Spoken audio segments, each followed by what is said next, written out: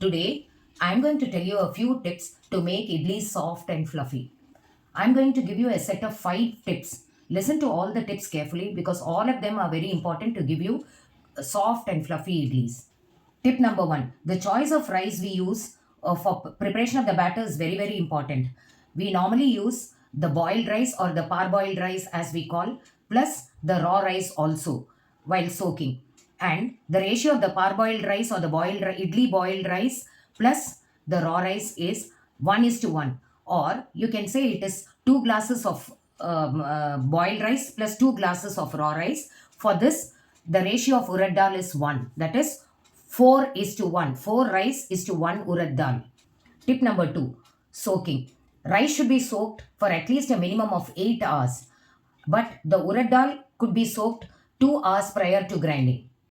The rice and the urad dal have to be soaked separately, and secondly the grinding also has to be done separately for the rice as well as the urad dal and then mixed in the end.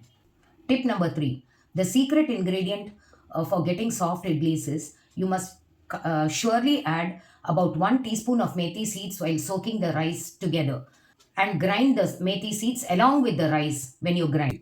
For 4 glasses of rice you can add 1 teaspoon of methi.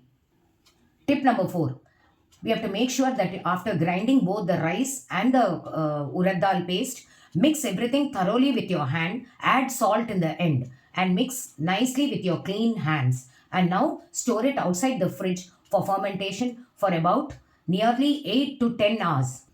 Tip number 5, this is very important that the fermentation should be done for a minimum of 8 hours and maximum of 10 to 12 hours before you start making the idlis. Thank you.